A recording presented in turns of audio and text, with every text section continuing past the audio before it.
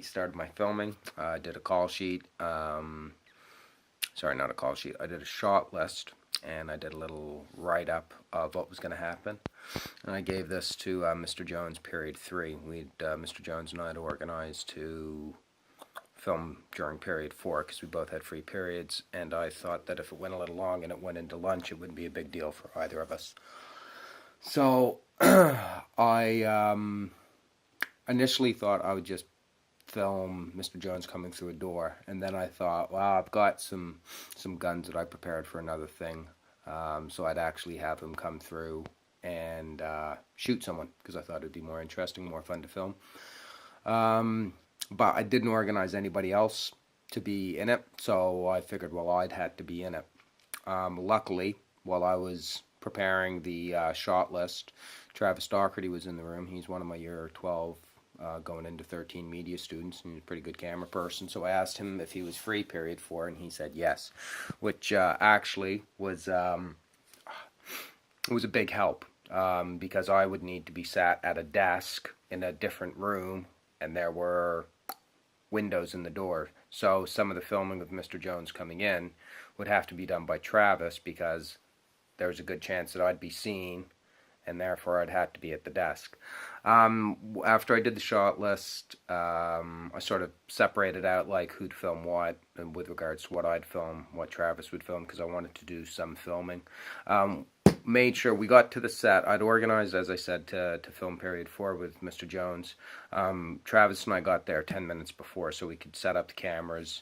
I told Travis where to position his camera, which was the good camera, on the tripod, so he could basically follow Mr. Jones as he came through the little narrow corridor on the way to Prospero, go around the corner, and so Travis could basically sort of follow with a panning shot there. I was going to film the close-up shot at the same time of Mr. Jones so we could get like 2 angles at the same time. And it went well, except the tripod that I picked up for us, the end wasn't attached properly, so I actually had to send Travis to get another tripod, which, you know, on hindsight, you should always check your gear before you get on site. If we were in a different location from where the tripods were stored, we would have been stuffed. We wouldn't have had a tripod. The other thing that I'd forgotten was there was no SD card, so for the little camera that I was using, because there was no SD card necessary for Travis's camera. So when Travis came back with a tripod, I had to send him again to get an SD card. So again, stupid thing to do on my part. While Travis was gone, I set the lighting exposures on the cameras. It was a happy coincidence. It worked out quite well. The light, it was an overcast day, but there was still quite a bit of light coming in through the doors. And we were filming directly into the doors because the doors that Mr. Jones was walking into was going into the room Prospero, so there were the doors to outside directly behind him. I quickly did a survey of the lighting that was available and saw that there were like little lights in the ceiling. So I paced it out to see where Mr. Jones would have to stand, so he would walk under the light, and therefore the light from above would counteract to a certain extent the light from behind. So he started off in shadow, which actually worked quite well because he was supposed to be a bit of a shadowy, shady character, so it was quite neat that it was going to start with him in the shadows, and then his face would be revealed with the lighting as he approached the cameras.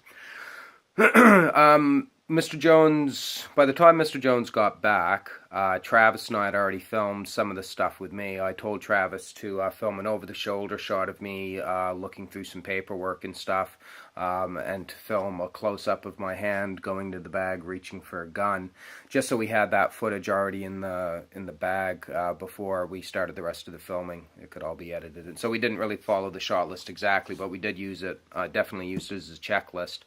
So we started off filming our first shot. We had the positioning of the cameras right. I used Travis as a stand-in for Mr. Jones because he's taller than me. Both of them are taller than me, as is most of the world. And Yeah, so that went really smoothly. I got the close-up footage. Travis got the long shot. He zoomed into a medium long shot. We filmed a few angles of Mr. Jones stopping, getting his phone out, and then we moved into the bit where he walked around the corner. I sort of stepped in as the director. I was, telling Travis where the camera needed to go, so I sort of told him where to place it. We had to move the camera back a little bit from where I initially thought, so we could zoom out and get the long shot. We had to move it in a little bit closer so we could get the medium close up, but also so we could get a pan and see the doorway and see me through the doors. I had to show Gethin the kind of movement that I wanted him to take and the path that I wanted him to travel to sort of like turn his back to the door and then sort of peek through the door. So like kind of all covert like and stuff. So as a director, that's what I did. And then I was at the desk sitting down filing through papers while that scene was being filmed. And Travis took it upon himself to change some of the camera angles, which were really, really good and really helped out during editing. And I remember one of the things Quentin Tarantino said in a program that I watched him talk about directing is, if you want to make a good movie, surround yourself with good people. And I think that one of the best things I did as a director was to bring Travis in, because his camera work, just his thought on, let's get an angle from here and get an angle from there. Specifically, he sort of brought the camera into a profile shot of Mr. Jones as Mr. Jones was bringing the phone down, and then so he could sort of turn into the camera as he started on his, and then he went to the original position that we'd suggested, with regards to Mr. Jones going back to, and he sort of, it made editing really, really easy because I could cut to different angles as Mr. Jones was doing these different actions, and it made it a lot more dramatic. One of the things that probably went wrong, other than the SD card and the tripod, the lighting thing we fixed on the day, which was good. Having knowledge of like where your light source is and where a secondary light source might be came in handy, definitely. I guess when we filmed, when I had Travis film me working at my desk, I didn't think about how close Mr. Jones would be to me. So therefore, when he filmed it, and especially when he filmed me going into the bag, I didn't give him enough detail to get the shot. So basically what happened was, when I went into the bag, there was a big space behind me that was visible on the camera, and that space would have been occupied by Mr. Jones. So if I'd have told Travis to get a higher angle on the hand going in the bag, it would have cut out any of what was not shown in the background. It would have cut out the background completely. So that was pretty much it. The filming, we started the filming, like I said, we got there, the crew got there, Travis and I got there at 10 minutes. Period one starts at it stops at 12:20, so we got there at about 10 past 12, and we stopped filming at about 5 past 1, 10 past 1. So it was about an hour, set up, film, and get everything taken down. So the filming went pretty much as we had planned. I think having I didn't have a storyboard, but I did have a good shot list. We added some shots into the shot list, which is good. It's better to add shots into a shot list than to take shots out and or not replace them with anything. So yeah, I was pleased as far as filming went. I think as a director, I gave pretty good direction to Travis. In some cases, I've already said where the direction wasn't that good. And I gave, Mr. Jones is a very good actor, so therefore he only needs a little bit of an indication of what he should do, and then he can just sort of take it from there, and he did a good job.